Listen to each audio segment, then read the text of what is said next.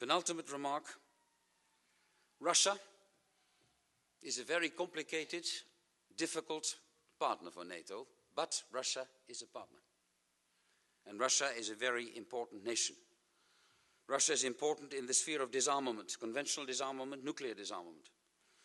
Russia is important to come to a form of agreement on missile defense.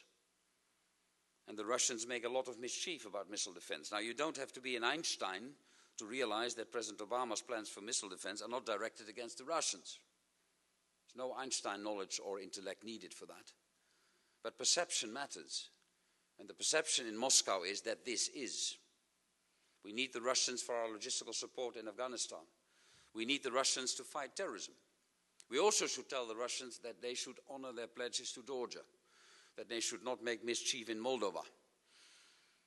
In other words, make the NATO-Russia Council into the important body it is supposed to be. It's regrettable that the Russian president has apparently decided not to come to Chicago. As we speak today, there's a council in Brussels where Foreign Minister Lavrov is talking to his NATO partners. Let us not forget about the Russians. We might agree, we might fundamentally disagree, but Russia is important. Ladies and gentlemen, I come to a conclusion. NATO, the North Atlantic Treaty Organization, has been, over the decades, for many times, declared either dead or terminally ill by pundits, by journalists, and yes, even by politicians. NATO is alive and kicking. NATO is not going through an easy period, but NATO is alive and kicking.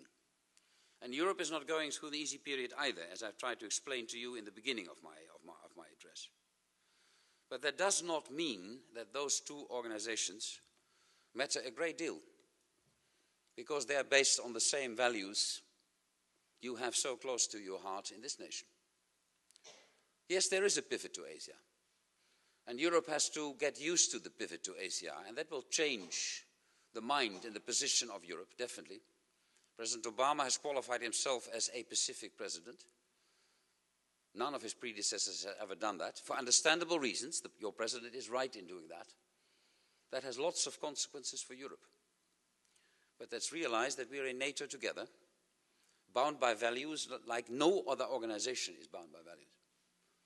We should never forget that. And that's why I have faith in NATO's future before Chicago and many decades after Chicago, many decades to come.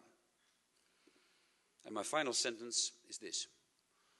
In my 5.5 years being a NATO Secretary General, I have seen enormous loyalty from our men and women in uniform.